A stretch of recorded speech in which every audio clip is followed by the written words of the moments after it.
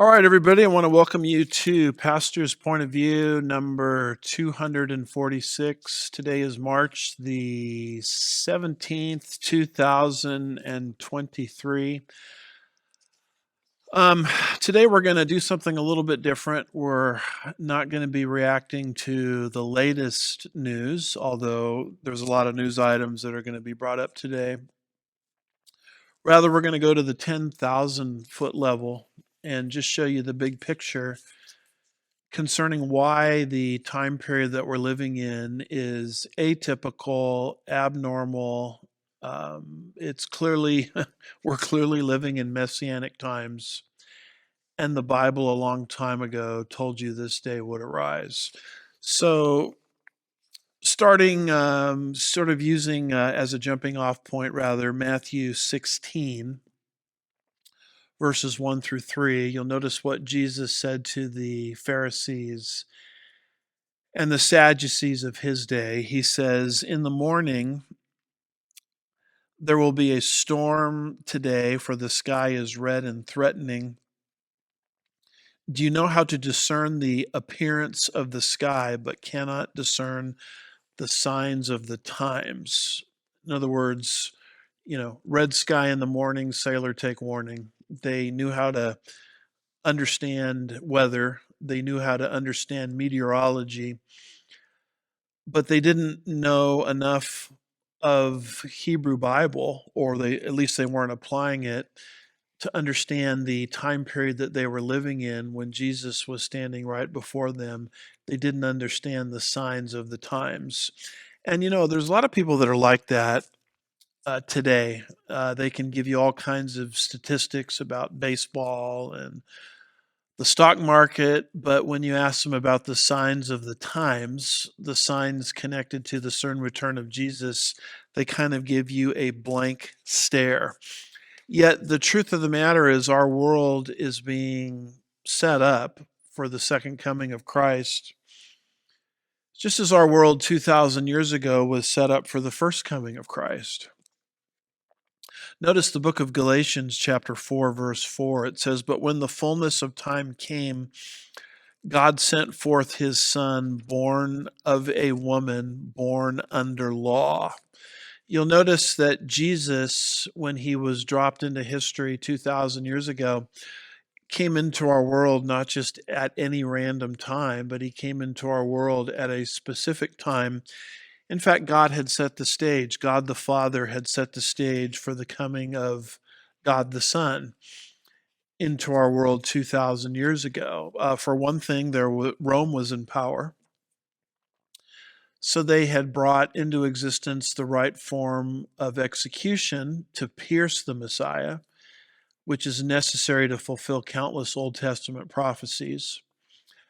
There was universal Roman roads and something called Pax Romana, universal Roman peace. And so when the gospel was finally incarnated in the person of Jesus Christ, the circumstances were ripe for the transmission of the gospel, as we read about in the book of Acts. The right language was in place because Alexander the Great had come to power before Rome had come to power, and he had made Greek the lingua franca, so to speak, the known language of the known world at that time. And most people will tell you that Greek is one of the fullest dialects known to man. We have one word for love in English. Well, the Greeks had four words for love. And so my point is, one of the fullest dialects was now in place to record the revelation of Jesus Christ, which is why our New Testament, 27 books, was written in Koine Greek. God set the stage ahead of time. Beyond that, there was sort of a messianic fervor known as apocalypticism in the intertestamental time period. And so there were a lot of people seeking out messianic truth. And so, against this backdrop, here comes Jesus Christ at just the right time in history. That's why the book of Galatians describes his coming as in the fullness of time. One of the concepts that we like to use to communicate this point, you'll notice this particular chessboard. A chess game can't just happen. Someone has to take the game out of the game board out of the game box. Someone has to arrange the pieces properly. The players have to take their respective seats on opposite sides of the table, and only when the stage is set in that way do you know that a chess game is about to begin. The truth of the matter is, our world right now is being set up for the ultimate chess match. And just as the board has to be prepared for a chess match or a chess game, our world right now is being prepared for the events related to the second coming of Christ, just like our world was set up in advance for the first coming of Christ. We do have a eschatological or prophetic model that we follow. Notice this particular chart here entitled Prophecy Panorama. There's coming upon the earth a 7-year tribulation period, and what will precede that tribulation period is the rapture of the church. A lot of people don't like the doctrine of the rapture of the church, and as we like to say, if you have issues with that doctrine, don't worry about it. We will explain the whole thing to you on the way up. But you'll notice that the rapture of the church precedes the 7-year tribulation period. And what we're seeing today happening in our world is being set up for the 7-year tribulation period. And if the rapture of the church precedes the 7-year tribulation period, and it does, it means the tribulation period is, the rapture rather, is approaching even more rapidly. It's kind of like when in the department stores, Santa Claus starts being presented, and the Christmas decorations come out and people start putting up Christmas lights. People start purchasing Christmas trees, and you start hearing Christmas songs on the radio. And you say to yourself, you know what? These signs indicate that Thanksgiving is coming, because Thanksgiving occurs earlier on the calendar than Christmas. So, in the same way, just as our world is being set up in advance in terms of stage setting for the second coming of Christ, the rapture of the church, which precedes the tribulation period, is coming even faster. So, with those thoughts in mind, here are 7 or so issues that we're going to talk through very briefly today. Unfortunately, as much as I would love to stop and drill down on each specific issue, I'm not going to be able to do that in this presentation due to time constraints. So we're going to be painting in very broad strokes, very broad brushes, with a very broad brush, so to speak. And what I want you to see is how all 7 of these signs are coming together, not in isolation, but in tandem and in unity and in harmony and in concert with one another. And as you see this happening, the stage being set this way, you start to understand that we are living in very, very peculiar messianic times. The stage clearly is being set for a storm that is coming. Let's start with the first on our list here. These are signs related to Israel. We typically like to start with Israel because the book of Ezekiel, chapter 5 and verse 5, indicates that Jerusalem is at the center of the nations. And over in Ezekiel chapter 38 and verse 12, it describes Israelis or Jews living in the land of Israel in the last days as those living at the center of the world. It's interesting that the Hebrew word translated center is literally the navel or the belly button, which refers to the center of the body. Just as the belly button is the center of the body, the nation of Israel in general and the city of Jerusalem in particular is the centerpiece of all divine activity, especially in the end times. The entire end times scenario really doesn't make sense unless you have a reborn Israel living in unbelief in her own land, which is exactly what we have today. Notice this quote from W.E. Blackstone. Interesting quote because he made this about 4 decades before Israel became a nation again in 1948. He said, quote, "Israel is God's sundial. If anyone desires to know our place in God's chronology, our position in the great march of events, look at Israel." And so that's why we see Israel as God's timepiece. You know, if you want to know what time it is from God's perspective, look at the nation of Israel. You know, Israel is sort of a little nation in the way of progress as far as the globalists are concerned, but it's not that way from God's perspective.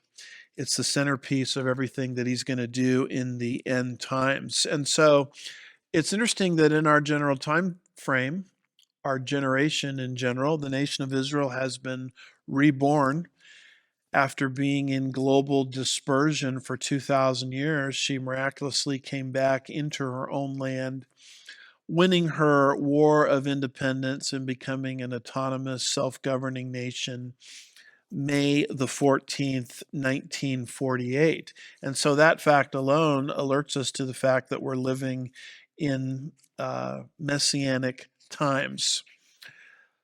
We like to use this illustration from a stopwatch. You'll notice that a stopwatch has an hour hand, a minute hand, and a second hand. And I've heard prophecy teachers put it this way: when the discussion of the world moves towards the nation of Israel in general, that's when you know that you're on God's hour hand. When the discussion of the world gets more specific and it moves to Jerusalem, now you know that you're on God's minute hand. And when the discussion of the world leaves that and focuses on the Temple Mount, you're on God's second hand. And that's literally where we are right now. The discussion of the world is all things the Temple Mount. We know from the book of Daniel, chapter 9 and verse 27, that the Antichrist is going to desecrate or desolate the rebuilt Jewish temple midway through the tribulation period. We can see that here on this graphic entitled Daniel chapter 9 verse 27, an overview of the tribulation period. It tells you what's going to happen right there in the middle of that tribulation period, the desecration or desolation of the temple. Obviously something that cannot take place without a rebuilt Jewish temple. You'll notice this slide here indicating Israel's 4 temples, and you'll notice that we have the Antichrist's temple underlined here, and that's what we're talking about. We're talking about temple number 3.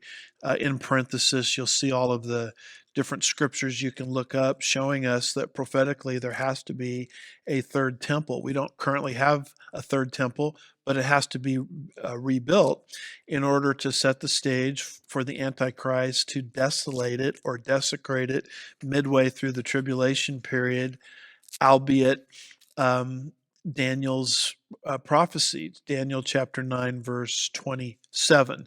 So just a couple of news items. You'll notice this article from Israel 365 News, and it says Temple Mount activists petition Ben Gvir to permit Passover sacrifice. I find this very interesting because these are Temple Mount activists who want a sacrifice to take place on the Temple Mount. Now, sacrifices must be in place for the Antichrist via Daniel chapter 9, verse 27, to enter the rebuilt Jewish temple and tell the Jews you can't have sacrifices anymore in this temple, which is what the desecration of the temple is all about. So there's a hunger within the nation of Israel, not just to rebuild the temple, but also to re-implement the sacrificial system within the temple. Notice this article from Israel Today. It says Jewish visits to Temple Mount break modern record. They also expose a religious divide. but they break a modern record. And it talks in this particular article about the hunger within Israel and amongst the Jewish people to rebuild temple number 3. So that's the first plank that I would introduce to you in terms of showing you that the stage is being set. Let's move on to our second category here, and this has to do with politics. The Bible indicates the type of political environment that will exist on planet Earth just before Jesus comes back. One of the things the Bible predicts is a one world government. Notice the book of Daniel, chapter 7 and verse 23. It says, "The fourth beast will be a fourth kingdom on the earth, which will be different from all the other kingdoms and will devour the whole earth and tread it down and crush it." This is speaking of the last form of Gentile rule that will exist on planet Earth under the Antichrist's authority before Jesus personally returns at the end of the 7-year tribulation period and establishes his kingdom upon the earth. And notice that final form of Gentile dominion will be a government which subdues the whole earth and treads it down and crushes it. And so it's not surprising that alongside Israel's rebirth and the movement within Israel to rebuild temple number 3 is this huge cry now in the world community for a one world government. People say, well, to believe in a coming one world government, you must be some kind of conspiracy theorist. And I think it has more to do with reading comprehension than it has to do with being a conspiracy theorist. Notice David Rockefeller in his memoirs on page 405. And in this particular paragraph, he says, a lot of people have accused myself and my family of wanting to build a more integrated global political and economic structure, one world, if you will. He says, if that's the charge, I stand guilty and I am proud of it. Now, this subject of world government is a subject that we've gone into in prior PPOVs, and it's no doubt a subject that we're going to continue to explore in subsequent PPOVs. But the only thing I want you to see at this point is that this idea of world government is in the minds of the elites. They believe that global government is the only way to resolve humanity's global problems. Some of them real problems, some of them imagined problems. In my view, some of them orchestrated problems. But whatever the problems are, they seem to be global, the globalists think. And the only way to fix them is through global governance. And this is exactly what Daniel said would characterize the time period just before the return of Jesus Christ.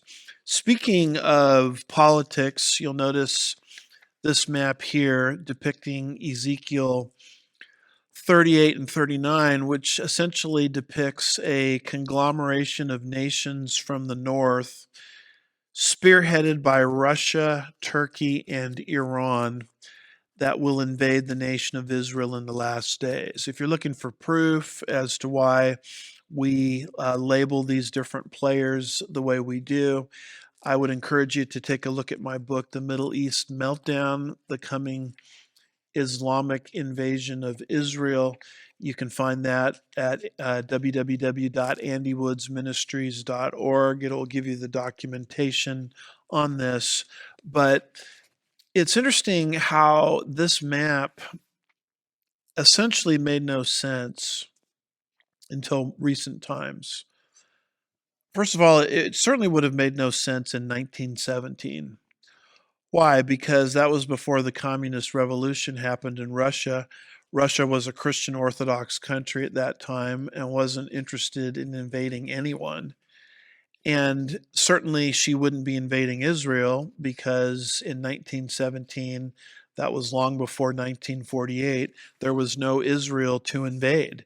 But all of a sudden, the communist revolution happens, Russia becomes an expansionistic power. 1917 and onward, and the nation of Israel is reborn in 1948, and now this map is starting to make more sense. But there were still some problems with it in the 1970s because Israel's principal attacker prior to that point in time was Egypt. And Egypt is not one of the players that Ezekiel speaks of in Ezekiel 38 and 39 that's going to invade Israel. Um, Iran or Persia was actually an ally of Israel around that time, and Turkey was as well. Turkey was the place where Israelis would go and take their vacations. It was actually Persia or Iran that helped Israel in the Yom Kippur War, 1973. So the map, of course, and Ezekiel's prophecy of this invasion from Turkey, Iran, and Russia into the land of Israel still seemed um, somewhat odd. I mean, how can a prophecy like this be fulfilled? Well, what has happened post 1970s is Iran has flipped. You remember the toppling of the Shah and replacing him with the Ayatollah around 1979. Turkey has flipped into a sort of more of an aggressive, bellicose Islamic country.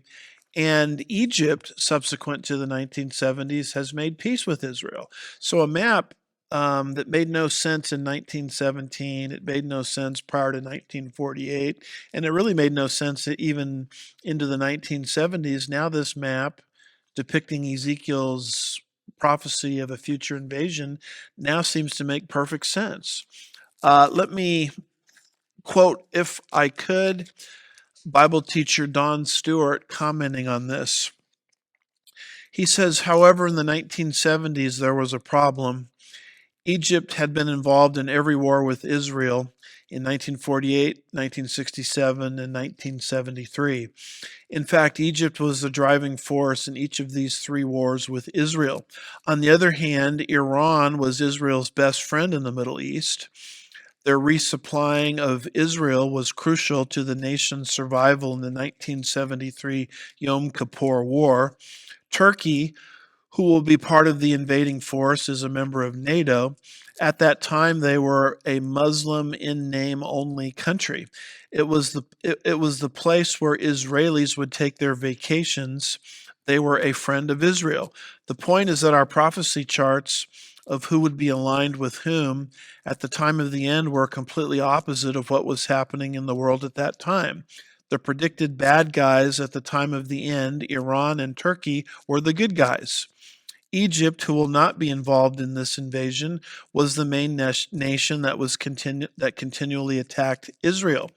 We knew that sooner or later this would change. In 1979, Egypt, in the Camp David Accords, made peace with Israel.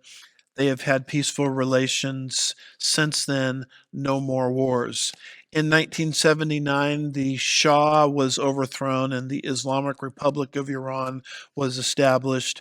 Since then, Iran's state-sponsored terrorism was spread throughout the world.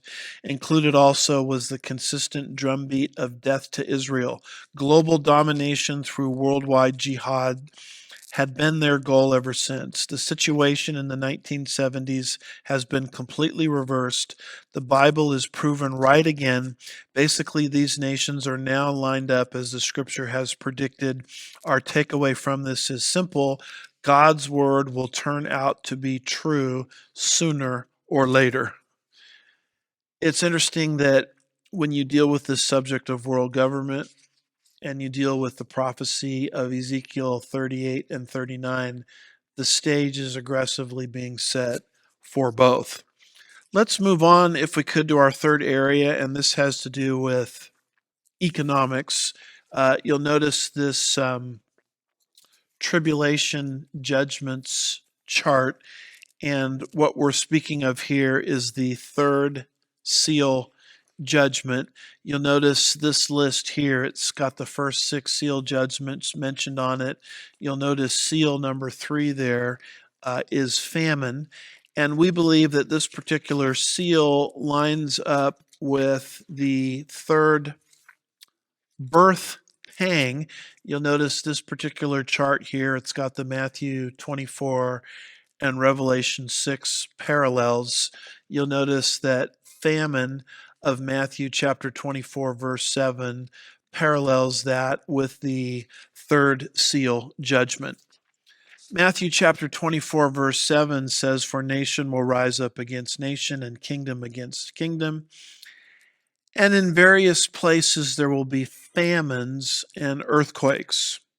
Revelation chapter 6, verse 6, we believe, describing the same event, says, "And I heard something like a voice in the center of the four living creatures saying, 'A quart of wheat for a denarius, and 3 quarts of barley for a denarius.'" What is this describing here? This famine, this third seal judgment. Notice this quote here from Charles Ryrie in the Ryrie Study Bible. He says concerning Revelation chapter 6, verse 6, a denarius.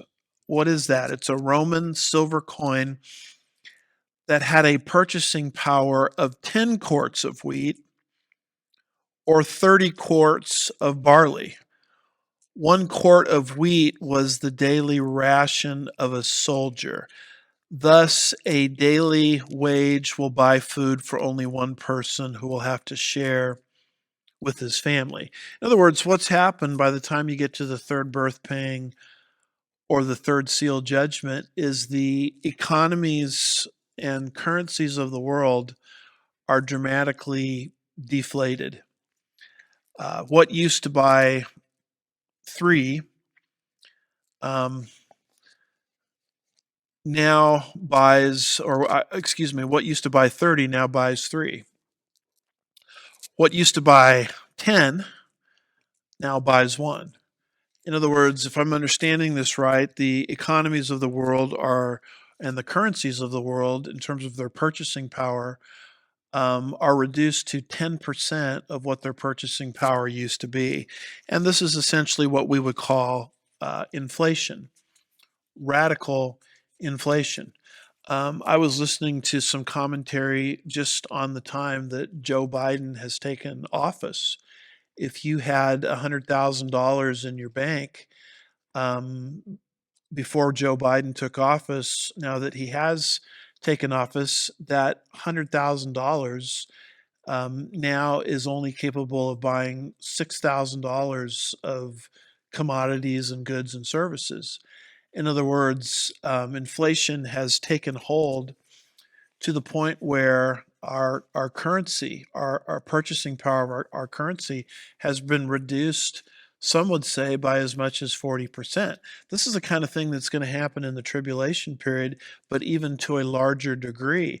And I would say the type of runaway inflation that we're seeing right now is setting the stage for the type of runaway inflation that will exist in the tribulation period. One of the points I'm trying to get across here is that prophecies, whether you're talking about the first coming or the second coming, are not such that they can be fulfilled in a vacuum. The stage has to be set for the fulfillment of those prophecies. And although we're not currently in the third birth pain, and we're not currently in the third seal judgment, very clearly the stage is being set for the runaway inflation, dramatic inflation, where the currencies of the earth are reduced to just 10% of their purchasing power. We clearly see the stage being set for those future judgments. You'll notice this particular headline here. CNBC reports that inflation rose 9.1% in June, even more expected as consumer pressures intensify. You'll notice this headline here from the Independent Sentinel. It says German food prices soar up to 50%. And then it talks in this article about how more massive changes are coming. These are the kind of headlines that we've grown accustomed to, and we look at them as stage setting for the tribulation period. Another key economic reality that the Bible predicts is the coming cashless society. Notice, if you will, the book of Revelation, chapter 13, verses 16 and 17. It says, He, Antichrist, causes all, the small and the great, the rich and the poor, the free and the slaves, to be given a mark on their right hand or forehead, and he provides that no one will be able to buy or sell except the one who has the mark, either the name of the beast or the number of his name. And there's a lot of interesting things we could talk about in these verses, but let's just focus on one thing here. At bare minimum, those verses are predicting a cashless society, a society in which you can't transact with cash. You have to be given some sort of mark. And in order to participate in the global economy, the truth of the matter is that the global elites have wanted to phase out cash for a long time. The reason being is that as long as we are doing our transactions in cash, trafficking in cash, so to speak, there's no way to keep track of our buying behavior. But the moment our transactions become electronic or digitized, we now have a paper trail, and everything that we buy can now be reduced to a piece of paper, and people can see exactly how we're spending our money. So if we're spending our money contrary to the government narrative, the forces or the powers that be know about it. And this is how they're going to implement what's called a social credit score system, which is what's up and running in China. There's a reason why the Chinese Communist Party is able to control its massive population in China. It's through a social credit score system where if people are engaging in economic behavior that's against the regime, then suddenly your opportunities in life start to shrink. You can't get the loan you need for your business. You cannot put your children in the school that you wanted to put them into. Your passport privileges and traveling privileges are restricted. And suddenly you find yourself in sort of an electronic ghetto, an electronic concentration camp, if you will, all of which is possible with digitized transactions, all of which is impossible as long as people are paying for commodities and goods and services with cash. And so, a clear economic sign of the last days is a transition into a cashless economy. You'll notice this headline here from the World Economic Forum, and it says Dethroning Cash as King: How Digital Payments Are Enabling a Shift Away from the Cash Economy. You'll notice this article here from Decrypt. It says Nigeria limits cash withdrawals to $45 per day in CBDC digital banking push. And that's the big push right now into what are called CBDCs, central bank digital currencies, the end of cash, completely electronic or digitized transactions. And I'm here to tell you that these bank failures now that we have been hearing a lot about the last week or so, this goes hand in hand with that, as does runaway inflation. Because what the forces or the powers that be will say is, well, and they'll come up with some kind of explanation, and they'll kind of sell it to us under the rubric of convenience. Here's how to get our economy back under control. We have to move away from cash. And the governor of South Dakota, I just saw a piece on her, and we'll say more about it in subsequent PPOVs. Fortunately, just vetoed a bill that came to her desk where they were trying to essentially redefine money away from cash, and she had the wherewithal to veto it. And that's the kind of thing that we need from our governors, to keep us out of this horrible social credit score system. Now, you don't have to like the fact that these things are coming. I don't like the fact that they're coming, but they're coming. And the fact that they're in the news and these are things that people are talking about indicates that we're living in unparalleled messianic times. Notice this particular tweet from the BBC. It's dealing with Amazon. It says Amazon's new payment system lets people pay using the palm of their hand. So we see signs related to Israel, signs related to politics, signs related to economics. Let's look at a related sign, and that's signs related to technology. Speaking of the cashless system, the mark of the beast system, it's interesting to me how technology is always moving us not away from that kind of a system, but towards it. Technology seems to always evolve where the type of scenario envisioned by the Bible becomes more credible, not less credible. And you'll notice this particular article here from The Sun, and this is dealing with someone in the UK, and it says chip and skin. I pay for things by swiping my hand after having my bank card implant, a bank card implant rather, put under my skin. Kind of interesting to me in the article, he's holding up his right hand. And what does the Bible predict?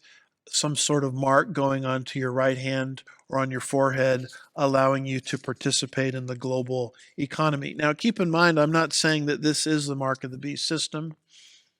We're not seeing yet a direct fulfillment of Revelation 13, 16 through 18. What we're seeing is the preparation for that system, the psychological and technological preparation for that system, because prophecies, as we indicated earlier, cannot be fulfilled in a vacuum. The stage has to be set in advance. This is a fascinating headline here. This comes from 1963. And it's a bold prediction that you'll one day be able to carry your phone in your pocket in the future. And in 1963, who would have ever thought that would become a reality? And yet today, it's normal. It's the new normal. That's an example of how technology is constantly moving us in the direction the Bible predicted long ago. Here's a fascinating article from Time magazine. It's entitled "Never Offline." It's dealing with the Apple Watch. And it says the Apple Watch is just the start. And it talks about how tech is going to change your life, like it or not. And so we've moved from just having a phone to a portable phone. And now they want us to have this watch on our wrists as a wristwatch. And this particular article in Time magazine talks about the CEO of the time at that time of Apple, and he there indicates that look, the Apple Watch was never designed to just stay on your wrist. Eventually, the technology was designed to go inside your body. So these are just more illustrations of how technology is always pushing us or moving us a particular way. Let's go to our fifth area here, and this has to do with persecution. Alongside all of these other signs, global persecution against God's people will become a reality in the last days. Notice, if you will, Revelation chapter 17 and verse 6. This is the one world religious system of the Antichrist. It will be headquartered, we believe, in the city of Babylon. Why we believe that, you might want to take a look at my book, Babylon, the Bookends of Prophetic History. You can find that also at andywoodsministries.org. That will give you all of the documentation as to why we believe Babylon has a role to play in the last days. But this here is talking not so much about the city, but the religious system coming out of that city. And it says there in verse 15, the waters which you saw where the harlot sits are peoples, multitudes, nations, and tongues. Harlotry in the Bible speaks of false religion. And when it says it sits on people's multitudes, nations, and tongues, it's talking about that religious system's global influence over the entire face of the earth. Whenever those four nouns are used together in the book of Revelation, like, for example, in Revelation chapter 5, verse 9, it always speaks of a global, universal influence. And you'll notice verse 6, it says, I saw the woman, that's the harlot, drunk with the blood of the saints and with the blood of the witnesses of Jesus. And when I saw her, I wondered greatly. Boy, this religious system coming out of this particular city is going to stage a global persecution against God's people. We see a similar prediction in the fifth seal judgment. Let's put back up our tribulation judgments picture. And you'll notice there that we're speaking of the fifth seal judgment. The fifth seal judgment there is martyrdom, Revelation chapter 6, verses 9 through 11. And let's put back up our Matthew 24, Revelation 6 chart. And there it indicates that the fifth seal judgment of martyrdom is found in Revelation 6, verses 9 through 11, and that parallels with the fifth birth pain or birth pang of Matthew chapter 24. So when you put all of these scriptures together, it clearly indicates a great wave of persecution coming against God's people in the last days. In fact, Matthew chapter 24 and verse 9 says, they will deliver you to tribulation and will kill you, and you will be hated by all nations because of me. Revelation chapter 6 and verse 9 says, when the Lamb broke the fifth seal, I saw underneath the altar the souls of those who had been slain because of the word of God and because of the testimony which they had maintained. So clearly in the fifth birth pain and the fifth seal judgment, and you put that together with what the harlot is going to do according to Revelation chapter 17, verse 6, all of these scriptures clearly indicate that in the tribulation period, it's going to be characterized by a tremendous persecution by the reigning authorities of that time, the Antichrist, a huge wave of persecution against God's people. Now, we maintain that a prophecy like this cannot be fulfilled in a vacuum. The psychology of the world must be set up for this in advance. And we would maintain that we see that stage being set even as we speak. Notice this particular recent headline from Newsweek, and it says this: FBI under pressure for targeting Catholics in leaked document. And underneath it is a tweet from Marjorie Taylor Greene, Representative Marjorie Taylor Greene, and she writes, this is religious persecution. It's being done by our own government. And she says, I'll say it again, defund the FBI. This is a stunning headline. I don't think in my lifetime I've ever seen anything like this from the FBI, where a leaked document indicates that it was actually has become the policy, the standing policy of the FBI to target in terms of accusing folks of criminal activity, first targeting, secondly accusing, third investigating Roman Catholics. Now, this article talks about how it's not just a particular any Roman Catholic they're interested in. They're interested in the politically active Roman Catholic. And the leaked memo indicates that the type of Catholic that they're targeting are those that have a particular view of the Roman Catholic Mass. They They want the Mass, if I remember the article right, they prefer the Latin Mass. So because they prefer the Latin Mass, they obviously hold to a particular political ideology. They're, I guess, limited government folks, and that would contradict what the current administration is all about. So let's launch the FBI at such people. I mean, I've never seen anything like this where a particular religious segment is targeted for persecution. Now, I'm not a Roman Catholic, I'm a Protestant evangelical Bible believing Christian. I don't agree with Roman Catholic theology. And you say, well, if you don't agree with Roman Catholic theology, why are you bringing this up? Well, it's just a very simple issue. If they can do this to Catholics, a particular group of Catholics, they can do it in a nanosecond to evangelicals like myself. And so this is becoming sort of the new normal.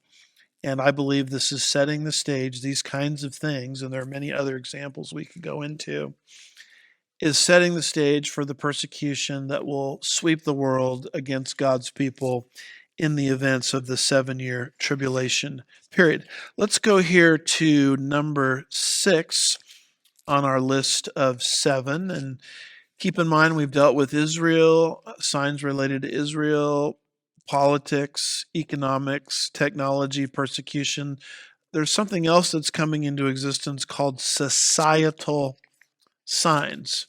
And if we advance the slides, there are 7 major sins that will characterize society in the last days: demon worship, idolatry, murder, sorcery, immorality, thefts, and spiritual indifference. I almost feel like I'm reading the headlines of the newspaper when I talk about these. And you'll notice that we have there number 4, sorcery, underlined. So it's at this point that if you happen to be watching this on YouTube, this is a section that we're going to have to edit out. We would instead direct you to Andy Woods Ministries on Rumble in podcast format. Also, we would direct you to our app, and we would also direct you to andywoodsministries.org, where we all those platforms we post the unedited versions of Pastor's Point of View.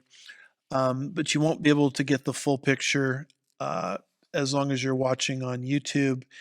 So YouTube folks, we're going to zip out at this point, and we'll have you rejoin us when we get to our 7th bullet point below. Now, welcome back, our YouTube audience, and let's take a look at the final sign that we're going to explore today: signs related to spirituality.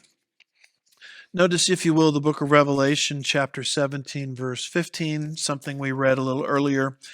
It says, "And he said to me, the waters which you saw where the harlot sits are peoples, multitudes, nations, and tongues." As we said earlier, this is the one world religious system of the last days.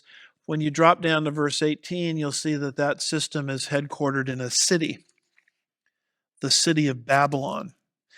Now, what makes this so compelling is this headline here from Israel 365 News called "The Abrahamic Family House," that is now being inaugurated in Dubai. In fact, here is a picture of the Abrahamic family house. You'll notice here that there are 3 houses, one for Roman Catholicism, or Christendom, as I'll call it, one for Judaism, and one for Islam. And what they're trying to say is all 3 of these religions are on the same page. The tie that binds them all together is Abraham. That's why the name Abraham, it was intentionally selected, because supposedly Abraham is the foundation for Christianity, which it is, by the way. It's the foundation of Judaism also, and people falsely believe that Abraham is the foundation of Islam.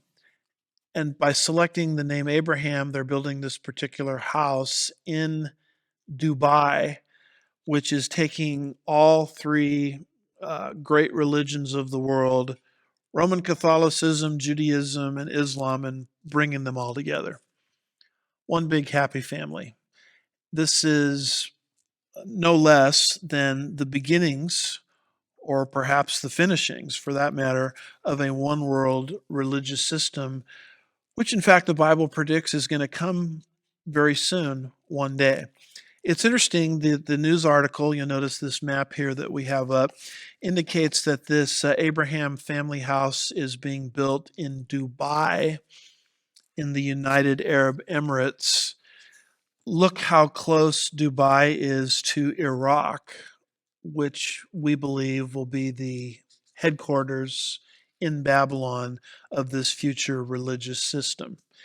Are the prophecies of Revelation 17 and 18 being fulfilled today? No, but clearly the trend is in place and the stage is being set, and we're inching closer and closer to a one world religious system headquartered in the city of Babylon. By way of review, I hope you have enjoyed, if I can use that expression, our trip through these various signs showing us as they're coming together in unison the unique messianic time we're living in, signs related to Israel, politics, economics, technology, persecution, societal signs, and signs related to spirituality. We would like to end with Titus 2:13 because there actually is hope in all of this. Titus 2:13 says, looking for the blessed hope and the appearing of the glory of our great God and Savior Jesus Christ. John chapter 5 verse 24 tells you how to become a Christian. It says, truly, truly, I say to you, he who hears my word and believes him who sent me, Jesus speaking, has eternal life and does not come into judgment, but has passed out of death unto life. God requires one thing to be made right with him and to become his child, and that's to believe in the one he has sent, Jesus Christ. I would encourage people, even as I am speaking, to put their faith, trust, and confidence, which is another way of saying believe, into the person of Jesus Christ so that they can be saved. And once a person has done that, they're tied into the promise of Titus 2:13, which indicates that before this terrible time of judgment comes to the earth in the 7-year tribulation period, we have a clear promise in the Bible that the Lord will come for his children in the rapture and take us out of the world before this time of judgment hits. Yes, the stage is being set for the 7-year tribulation period, as we've indicated today. All 7 of these signs are coming together in unison. Yet at the same time, if you're a Christian, you need not fear because Jesus has made us a promise. And in order to be tied into that promise, all you have to do is trust in Christ for your salvation and the safekeeping of your soul. Thank you for watching this crash course today on Pastor's Point of View. We're looking forward to being with you next time. God bless you.